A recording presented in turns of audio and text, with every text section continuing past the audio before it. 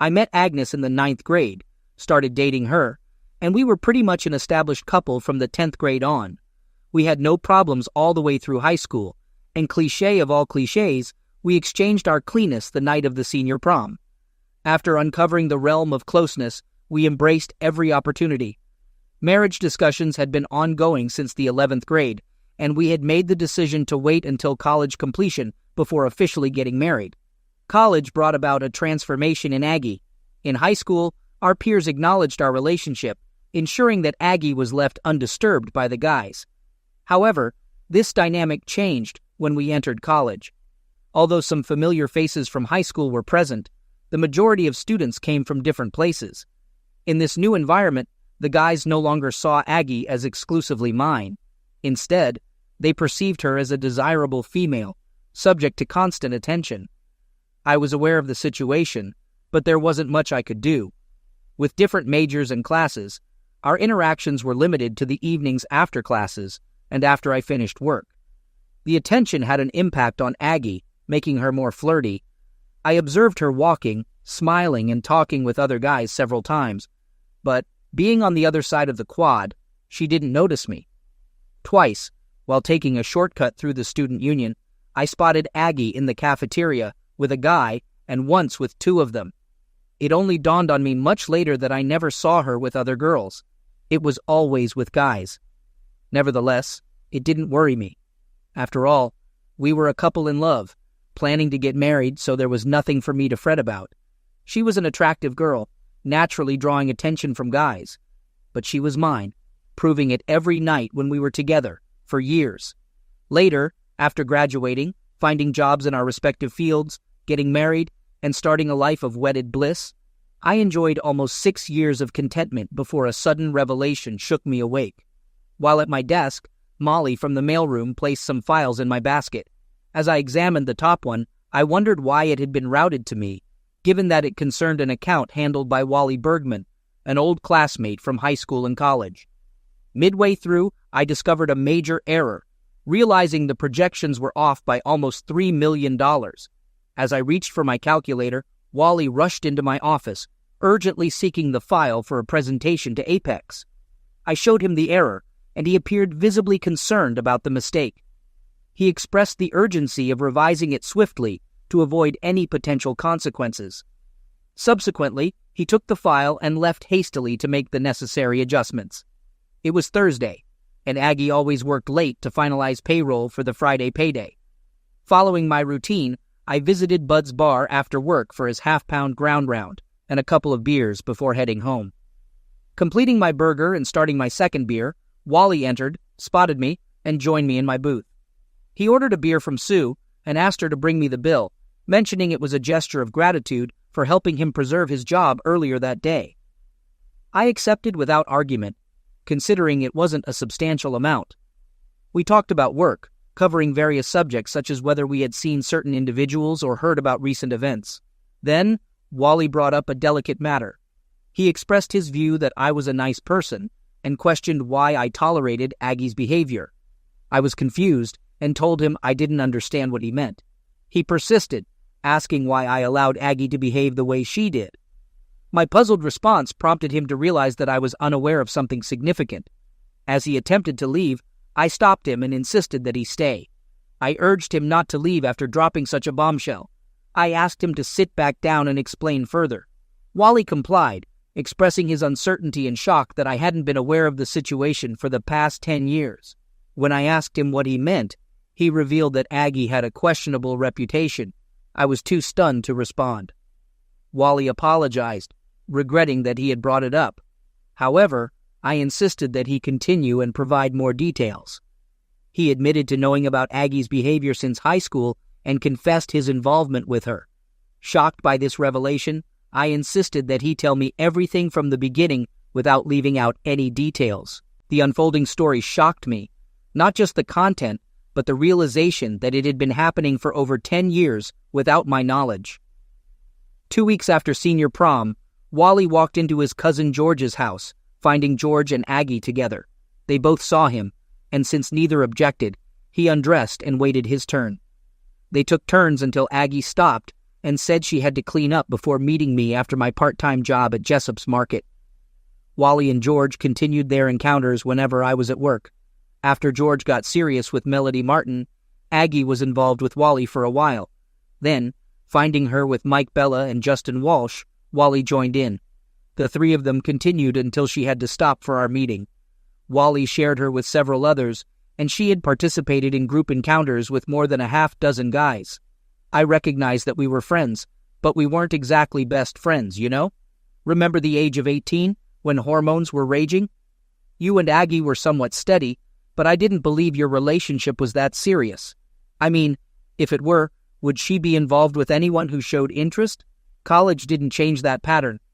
In the first semester as a freshman, Aggie had classes Monday through Thursday and Tuesday through Friday, with no classes on Wednesday. Her last class on weekdays ended at 2 or 1. I can't recall your schedule, but when you finished class, you went to work. When Aggie finished class, she headed to a bedroom somewhere. Wednesday turned into an all-day event throughout our school years. While class schedules varied, the constant was Aggie engaging after class until you finished work. I might be making it sound like an everyday occurrence, but it wasn't. 2 or 3 times a week, although most of us were surprised when you and Aggie got married, assuming you must have known what she had been doing. Yet you married her anyway. Some thought maybe you were into the idea of your women being with other men. Tyler speculated that perhaps you and Aggie were debauchees, but no one remembered seeing you with another girl. However, Aggie was frequently seen with other guys. I had no clue, Wally, not even a hint. Damn, Rob, I hate to be the one to inform you, but if you never knew, it stands to reason you probably don't know about her Thursday night date with Bob and Bill Howard. On the Tuesdays you bowl, she sees Mark Willard. I'm not sure who else she sees or when, but it's a sure bet that whenever you're off doing something, so is Aggie. It may not matter much, but I stopped being involved with her when you got married. A single woman is one thing, but messing around with a married woman is a whole different situation. I'm not sure what to say, Wally, and I don't know what I'm going to do, but I'm definitely going to take some action. I finished my beer, stood up to leave, and turned to Wally. Thanks, Wally. Thanks for the burger, the beer, and for helping me gain clarity as I drove home. As I pondered Wally's revelations, I questioned whether to believe him. On one hand, I thought, no way. Aggie loves me, and she wouldn't betray me. On the other hand, why would Wally lie to me? I had to finally admit to myself that he wouldn't. He knew I'd verify what he told me, and if he had lied, how could we continue working together? The answer was, we couldn't, and Wally knew it. Working with him, aware of him and Aggie, would be challenging, but we'd eventually overcome it. I remembered the teenage years with hormones running high. If some other guy's girl offered back then, and I didn't have Aggie, I might have taken it. The real question now was, what the hell do I do, Rob? I didn't know that Aggie and I were finished. I might have managed a one-night drunken mistake, or maybe even a short-term affair, if Aggie could convince me it wouldn't happen again. But outright betrayal for 10 years? No way. I was lying in bed, pretending to be asleep as Aggie returned from handling the payroll. I ignored her touch when she reached out, as she wanted to give me leftovers, but I wasn't interested. Admittedly, I'd been receiving them for years without damage, but I didn't know that then. I do now. Her hand on my body made my skin crawl, and for the first time, I didn't get aroused when Aggie touched me. I was already up before Aggie the next morning, with coffee brewing and the morning paper in hand. Aggie asked what happened the previous night since she came home eager, and I was already in bed. Wally remarked that my behavior was unusual. I explained that I felt unwell because something I ate disagreed with me, so I decided to go to bed early.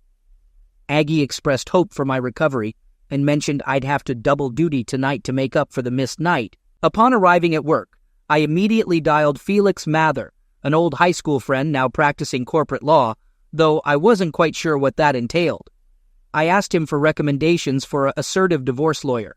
He replied negatively, indicating that my request meant my hopeful assumption was incorrect. Discovering that I was looking for a divorce lawyer suggested that I had learned the truth about Aggie. He then questioned if I believed we had an open marriage, assuming that was the only way Aggie could engage in such behavior and still remain with me. Surprisingly, Felix, I had no idea about her actions until yesterday. After a brief pause, Felix suggested that I contact Tom's suite and mention his referral. Accordingly, I followed Felix's advice and called suite, informing him about Felix's recommendation. He informed me he could meet later that day if I could be there by 1. I assured him I could, and indeed I did. Suite informed me that I had various choices, ranging from a friendly separation to a scorched earth policy reminiscent of Attila the Hun. In our state, which was not a no-fault state, infidelity constituted valid grounds for divorce. However, obtaining a divorce based on infidelity required concrete and undeniable evidence. Mere hearsay wouldn't suffice. I inquired about how to gather the necessary evidence, to which Sweet responded by taking a card from his desk and passing it to me. The card belonged to Gaston Marshall, a private investigator whose office was conveniently located across the street. Sweet offered to contact Marshall to check if he could accommodate me promptly. I requested him to proceed, expressing my desire to conclude the process as quickly as possible. I also instructed him to start the divorce paperwork, promising to provide the evidence once I obtained it. Sweet made the call, and within 10 minutes, Gaston Marshall outlined our course of action. Unfortunately, one of the requirements was for me to act completely natural around Aggie, avoiding any suspicion that I was aware of the impending divorce. As unpleasant as it may be, Marshall advised, maintain your routine without changes. If you usually engage in lovemaking activities 3 or 4 times a week, continue to do so. Whether you typically initiate or not, keep it up.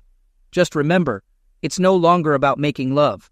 It's about fulfilling a physical need. Don't do anything that might disrupt her routine. It's crucial for our plan that she remains unaware of any changes in your relationship. I returned to my office, summoned my courage, and called Aggie. At work, it was our routine to dine out every Friday night and have breakfast every Sunday morning. So when I reached her on the phone, I suggested tricochis for dinner, and she agreed. While I enjoyed my veal, Marcella and Aggie worked on her rigatoni, sipping white wine. Marshall Investigations employees were discreetly installing wireless cameras and listening devices in our house. Sipping my Merlot, I recalled Marshall's advice. It's natural to want to spot hidden cameras, but resist the urge. If she catches you, our efforts could be wasted. Also, force yourself to act natural in the bedroom, challenging unless you're a born exhibitionist. The system is sound and motion activated. You'll be on camera, knowing some employees may see you. Don't let it inhibit you. Although there's a switch to turn off the system at home, most forget to turn it back on when leaving. My advice, leave the system alone and pretend you're a confident star at work. After dinner, while making a private video, I suggested drinks and maybe some dancing to Aggie. She declined, insisting we head home for me to make up for letting her down the previous night. On the way home, she slid over, unzipped my pants, and cautioned, "Drive carefully, sweetie. Don't hit anything that might make me bite off your meat." In my mind, what she was doing wasn't unique for me, but something she had done with 100 other men over the last 10 years. Despite my disgust with Aggie, human nature took over a couple of minutes into the act, and my body responded, wanting her to continue and bring me to completion. Soon after, I pulled into our driveway, and Aggie urged me to hurry up to the bedroom. I couldn't adhere to Marshall's advice. There was no way I could act natural, knowing I might be performing for an audience. Trying to appear natural while being lovemaking with Aggie was going to be a challenge. So, I went to where I was told the switch would be and turned the system off. Leaving my cell phone on the car seat, I knew it would remind me to reactivate the system when I saw it upon leaving the house. I don't know if it registered with Aggie, but that night, it wasn't making love. It was just going through the motions. Unfortunately, once wasn't enough, and I had to perform 2 more times before Aggie let me sleep. The next morning, dressed for my run, Aggie reminded me she wouldn't be home when I returned, attributing it to a lengthy hair appointment from 9 a.m. to 2 p.m. Aggie mentioned gossiping with other regulars and usually going to lunch with them. It could even be the truth. But after what I'd recently found out, I thought she probably met one of her extramarital partners either before or after getting her hair done. On my way out, I switched the system back on. I doubted anything would happen during my run, but I needed to form the habit of ensuring the system was active when I wasn't home. The switch only deactivated the cameras. The listening devices and phone tap were always on. After my usual 5 miles, returning home, I went down into the basement and opened the cabinet above my workbench. It's where I told Marshall to place the recorders. 2 receivers were inside, one for listening devices and the phone tap, the other a DVD recorder receiving input from the wireless cameras. Confirming my suspicions, I heard a recorded conversation. "Hello? Good morning, lover. Are we still on for today?" "You bet. The wife took the kids to the zoo, so we have until 6 tonight. You know I can't stay that long. I need to be home by 2. Any later and it might get Rob to wondering. He has already questioned the fact that I don't get home until 2. Then skip the hair job and get over here so we can make it happen." "Yeah, sure. Then what do I tell Rob when he asks why I've been gone so long and my hair hasn't been done?" "I want more time with you 2, baby, but we have to settle for what we can get." I recognized the man's voice. It was my cousin Lou. I was furious when I went back upstairs, wondering how many other relatives she had been involved with. I managed to control my anger by the time Aggie returned from her hair appointment. An hour later, I faked a fall down the basement stairs, telling Aggie I'd hurt my back. Must have pulled a muscle or something. This conveniently excused me from being lovemaking with her for the next couple of days at least. On Monday, I phoned Aggie at work and informed her that I would be leaving town on Tuesday, returning by Friday to take her out to dinner. Although there was no actual trip planned, I didn't view it as 3 wasted days. On average, I traveled once a month, and Aggie was consistently home during my nightly check and phone call. Since my calls occurred at irregular times, ranging from 7 to 10, I doubted she waited for them before going out. If she were cheating, as I'd been led to believe, she might be doing it on our bed while I spoke to her. That was my hope. If she was, and the cameras captured it, I'd have the irrefutable proof my attorney needed for the divorce action. That evening, Aggie desired closeness, stating, "I need something to hold me for the 3 nights you will be gone." "Yeah, right." Fortunately, my back was still hurting, so I had to decline. On Tuesday morning, Aggie bid me farewell with a kiss and suitcase in hand. I left for my supposed business trip, working almost a full day before leaving at 3. I drove to our neighborhood, parked a block from the house, and using my laptop, entered a code Marshall had given me to activate the software he loaded onto my computer. A few keystrokes, and I was listening to the phone line recorder. "Hello? Hey, handsome honk, it's me. What's up? Hubby just left on a 3-day trip. You ready to spend 3 fun-filled nights with me? Does a duck walk barefoot on the beach? I'll take that as a yes. I leave it to you to call Tony. I've got to get out of here and get to work. I'll be home by 6. See you then." After shutting down the computer, I called Tom Sweet and instructed him to have the papers ready for service by Thursday, detailing how I wanted it done. He informed me that my preferred method would cost more than the standard service fee, to which I replied that I didn't care.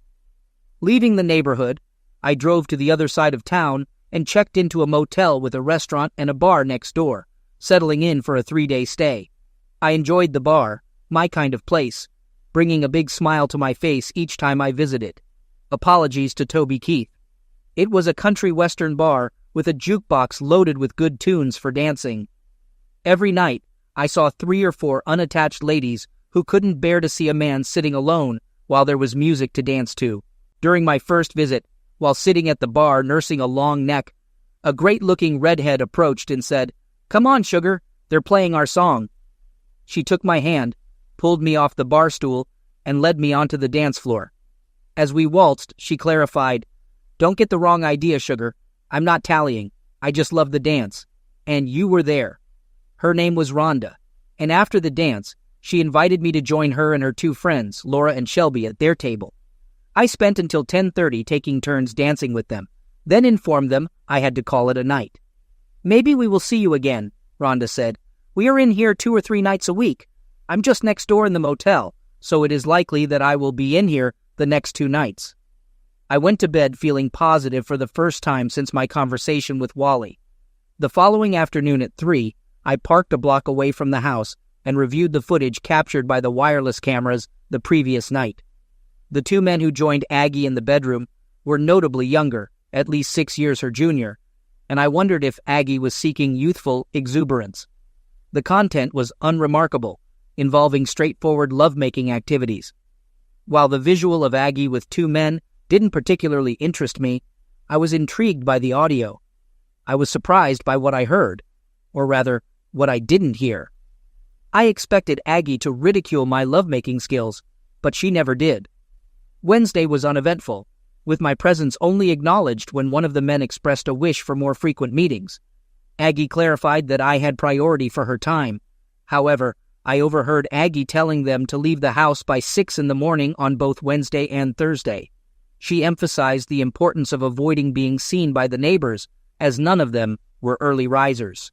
They left precisely at 6, and I assumed the same would occur on Friday. I called my attorney and had him change the serving of the papers until Friday at 5:45. Friday morning, I parked just down the street from the house at 5:55. When the front door opened, the two men came out. They turned to say goodbye to Aggie, who was standing just inside the door. And that is when they saw the man standing just off to the side. He stepped in front of the open door, served Aggie, and then turned and walked away, leaving Aggie and her two companions looking at his back. I pulled up in front of the house and honked the horn to make sure that I had Aggie's attention, and then I waved bye-bye and drove off. The papers served on Aggie were a letter from me to her. Basically, it said that I never wanted to speak to her again unless in the presence of our attorneys. I didn't want to know why. I didn't want to hear that she loved only me, and it was just meaningless closeness with the others. I didn't want to hear that it wasn't what I thought it was. And I didn't want to hear that we could get by it because of our love for each other. I did not want to hear any of the excuses cheaters come up with when caught. Of course, Aggie paid no attention to the letter, and 15 minutes after I had pulled away from the house, my cell rang, and it was Aggie. I let it go to voicemail, along with the next 7 calls from her. When I got to work, I told my secretary that I had left Aggie and not to put through any calls from her. I had another thought as I was opening my office door, and I turned back to her. Another thing, Martha, if she shows up here, please tell her that I'm not here. Tell her I've gone to meet with a customer. Martha stuck her head in the door. 5 minutes later, I talked to Iris on the front desk. If your wife shows up, she will call me and stall her to give you time to get out the side door. You can go to the cafe and have coffee until she leaves. I thanked her, and as she went back to her desk, I thought, and not for the first time, that a good secretary is a priceless thing to have. Aggie called me 17 times that day, and I ignored all the calls. At lunchtime, I phoned my dad and brother, updating them on the situation. I instructed Dad to inform Mom and asked her not to persuade me to reconcile with Aggie. He mentioned it would be challenging, since Mom viewed Aggie as the daughter she never had. By the day's end, I still had some pending work. Since there was no rush to go home, I opted to stay and finish it by 5. Martha informed me before leaving. By the way, your wife called 5 times before noon, and each time I told her I had instructions not to put her through to you. I think she finally got the message since she hasn't called since I finished around 7. Upon reaching the lobby, Iris was gone. Hank, our night watchman, saw me and commented, "Hot time on the town tonight with the missus. Why would you think that she is out there waiting on you?" I clarified, "We are getting a divorce, Hank, and she wants to talk, and I don't." I instructed him not to open the door if she knocked, and if she used the intercom, to say he was alone in the building. I added that my car was in the lot due to a breakdown, and a tow truck would arrive in the morning.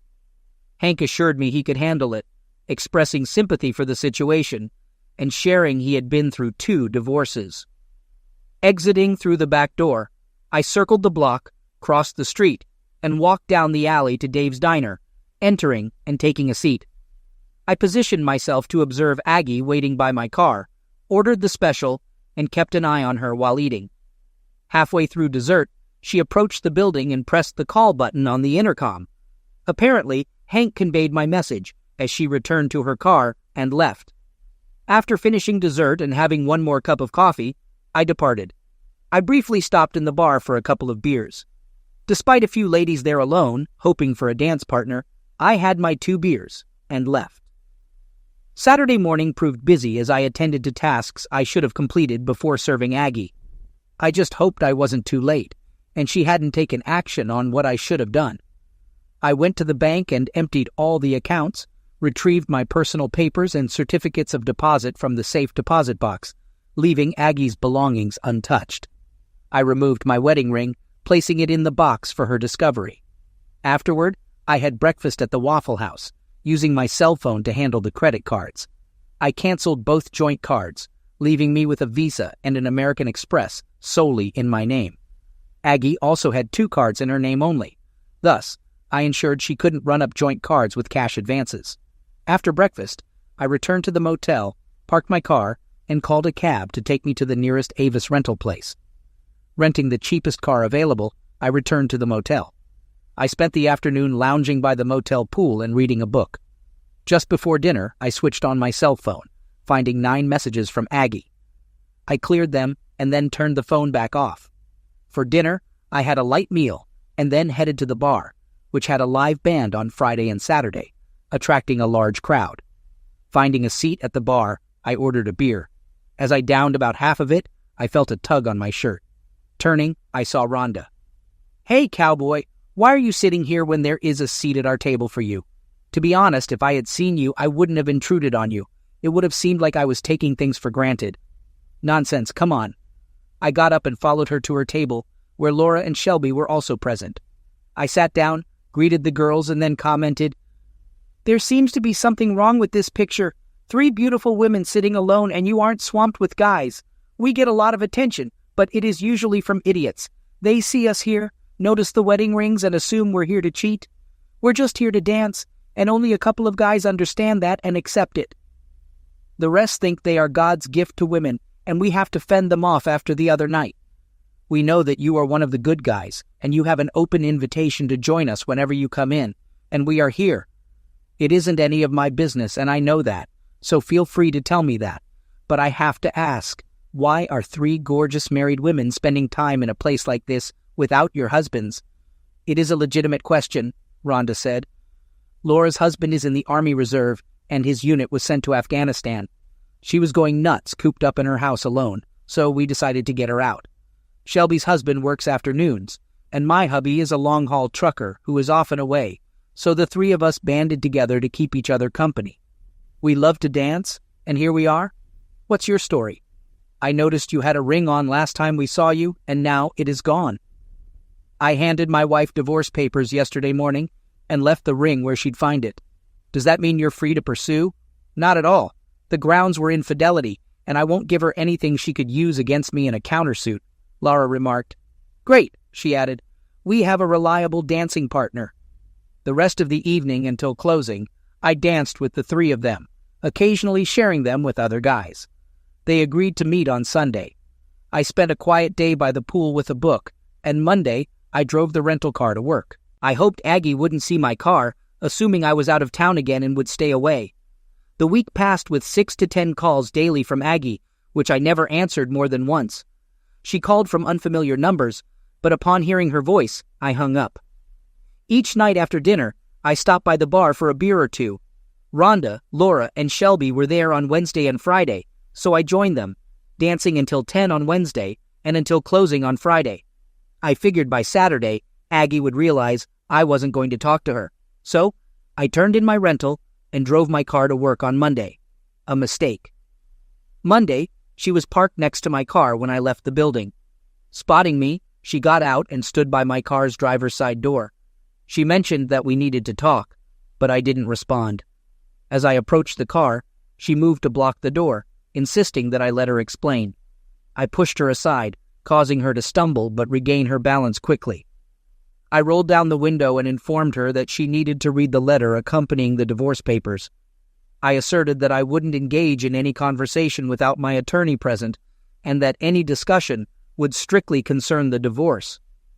Aggie expressed her unwillingness to divorce and her lack of desire for me. I reiterated that our relationship was over and that she needed to accept it because I wouldn't change my mind. After rolling up the window, I drove away, leaving her behind. Aggie's refusal to accept my decision became apparent when I left work on Tuesday. 2 men approached my car and grabbed my arms.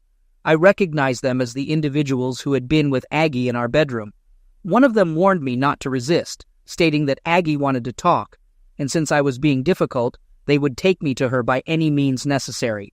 Though only a few years older, they must have thought me soft due to my suit and briefcase. I figured I could handle them. They wouldn't expect an old guy to resist, so I could catch them off guard. Either way, the commotion would draw attention, and their kidnapping plan would fail. But then I pondered, do I truly desire this? If Aggie was willing to go to such lengths just to reach Octomy, what might she attempt next? If I sent these two back to her battered and bruised? They nudged me into my car, and I sat between them, a briefcase on my lap, as they drove to the house. They escorted me inside, and Aggie instructed them to seat me in a chair and ensure I remained there. She turned to me and announced that we wouldn't be getting a divorce. As I attempted to rise from the chair, the two men pushed me back down and restrained me. One of them warned me to stay still. Aggie declared that we would remain married, but that there would be changes in our lifestyle due to her medical issue, which I had discovered. She expressed regret that I had found out about it, but insisted that I had to accept it, now that I knew.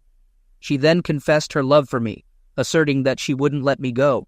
She revealed that her medical issue was nymphomania, which she had suffered from since high school. Aggie attributed the onset of her condition to when I took her pureness. I dismissed her statement, suggesting that there were medications available to address her condition. She acknowledged that such medications existed, but explained that she had tried them all. She found them ineffective as they made her feel sluggish and dull, likening the experience to being a zombie. Despite this, she admitted that she enjoyed being a nymphomaniac and emphasized her love for closeness, asserting that she hardly ever left me alone. She argued that her actions didn't damage me and that she spoiled me. Aggie reasoned that since I couldn't maintain arousal constantly, she needed to seek it elsewhere, and assured me that she always returned to me because she loved me. She outlined her terms, explaining that she had drafted a post-nuptial agreement, allowing her to have as many lovers as necessary for her mental well-being. She proposed that I agree to leave the marriage with nothing if I later found the conditions unacceptable. In return, she asked what she would receive besides having a promiscuous wife. I responded by assuring her that she would continue to have the same loving wife she had for the past 6 years. I reminded her that she had considered those years perfect despite my actions, which were now causing an issue. I suggested that the only change was that my ego was now involved, as someone else was involved in something I had previously considered mine alone. I urged her to accept that our life would continue as it had for the last 6 years. Aggie emphasized that my inability to meet her physical needs didn't mean I wasn't man enough for her. She praised me as a fantastic lover who always left her completely satisfied. However, she acknowledged that I couldn't satisfy her as often as she needed. I addressed her by her full name, aware of her aversion to it. Reluctantly agreeing to sign the agreement with a few amendments, I voiced my concerns about our lack of closeness and expressed my need for her presence in our bed. Despite my plea and reassurance of my love for her, she seemed unwavering in her stance. With a heavy heart, I accepted her offer to make the necessary changes, hoping it might salvage some of our crumbling relationship. As I attempted to rise from my chair, the two men accompanying her obstructed my path, leaving me feeling trapped and powerless. When I mentioned needing to use the bathroom, one of them callously suggested I relieve myself where I sat, citing Aggie's directive to keep me seated until further notice. Aggie returned after 5 minutes, read the document aloud, and I asked where to sign. She offered a pen, but I mentioned her associates preventing me from standing and instructed them to stand. Rising, I approached her, placed my briefcase on the table, and took the pen. However, I decided to review it myself to ensure its contents matched her description. After reading it, I chuckled, tore it up, and tossed it back at her. I grabbed my briefcase and headed for the door. Aggie yelled to stop me, and her 2 associates pursued. As they neared, I swiftly turned toward them with my briefcase, targeting the first guy's head. It was a solid hit, sending him down. The second guy was taken off guard, and I punched him in the mouth, causing him to stagger backward. Then, I delivered a forceful kick to his groin, and he collapsed. Understanding the need to keep them subdued in a 2-against-1 scenario, I continued to strike both of them. I alternated between kicking them in sensitive areas and striking their ribs and head until Aggie screamed for me to stop or she'd shoot. Glancing at her, I noticed she was aiming a weapon at me. Defiantly, I challenged her to shoot. I retrieved my cell phone, dialed emergency, provided my name and address, and informed the operator of my wife's armed threat. The operator advised me to remain calm and not provoke her, ensuring help was on the way. After ending the call, I sarcastically thanked Agnes, suggesting her incarceration would expedite our divorce. She criticized my action as foolish. Agnes warned me that when the police arrived, I would be the one facing arrest. She accused me of entering and attacking her friends out of jealousy, stating that it would be my word against theirs and that they were fully clothed. I mocked her response, questioning her love for me. She assured me not to worry. I countered by stating that I would bail out and that Barry and Tony wouldn't press charges. I reminded Agnes that Hank and Joyce witnessed the two individuals picking me up from work and escorting me inside. I accused her of having me brought there against my will and hindering me when I tried to leave, despite her companion's failure. Then she pulled a weapon on me. I explained that although I might spend a night in jail, when my witnesses testified, she would be the one behind bars, and I wouldn't be posting her bail. I advised her that considering the situation, including kidnapping, false imprisonment, weapon threats, and likely other charges, her best course of action would be to stay silent. Aggie ignored my advice and, along with her associates, fabricated their stories. Consequently, I was taken into custody. The next morning, I called Tom Sweet, briefed him on the situation, and instructed him to collaborate with Gaston Marshall, obtain the evidence, and take appropriate action. Aggie realized she couldn't bail me out until I appeared before a judge, which wouldn't occur until Monday. Tom had a friend who worked as an assistant district attorney. He showed him the tapes of what happened at the house, which depicted Barry and Tony restraining me while Aggie aimed a weapon at me. The ADA overheard Aggie admitting she planned to lie and have her two accomplices do the same. When Aggie showed up at the courthouse for my bail hearing on Monday morning, she got arrested. Warrants were issued for Barry and Tony, and they were behind bars by nightfall. I refused to post bail for Aggie, and her parents couldn't come up with the money either. Aggie obtained a lawyer who contacted me and suggested a bail bondsman wanted me to use the house as collateral for her bond. I dismissed the suggestion and hung up. I checked out of the motel and moved back home, then had all the locks changed since Aggie had threatened me with a weapon. Tom managed to get a restraining order against Aggie in case she somehow got out of jail. She couldn't come within 1,000 feet of me without facing arrest and being sent back to jail. As tempting as it might have been to reconcile with Aggie, it wasn't worth risking serious jail time. Both Barry and Tony flipped on Aggie and took plea deals. Aggie claimed she never intended to shoot me. She was just trying to stop me from hurting Barry or Tony so badly that I'd end up in jail. The jury watched the tape, and based on Aggie's expressions of love for me, believed she was probably telling the truth about trying to prevent me from damaging Barry or Tony. They acquitted her of the felony menacing charge, but found her guilty of unlawful restraint and filing a false police report, along with a few minor charges. The judge sentenced her to 9 months in county jail and 1,000 hours of community service upon release. While she was in jail, the divorce proceedings wrapped up smoothly. Aside from losing Aggie, I only forfeited 20% of the equity in the house. I transferred the money to her bank account and headed to the bar next to the motel where I'd been staying. Luck was on my side. Rhonda and Shelby were there, so I invited them to celebrate my newfound freedom with me. Laura wasn't around because her husband had returned from deployment, and they were busy catching up. "Why celebrate with us?" Rhonda asked. "Well, I'm taking a wild guess here. I noticed Laura's wedding ring and Shelby's too, but you, Rhonda, aren't wearing a ring, and I don't see any signs you ever wore one, so I'm guessing there's no long-haul trucker in your life. Plus, I've always had a thing for gorgeous redheads." Shelby chuckled and teased, "Girl, you're busted," as I pulled Rhonda onto the dance floor.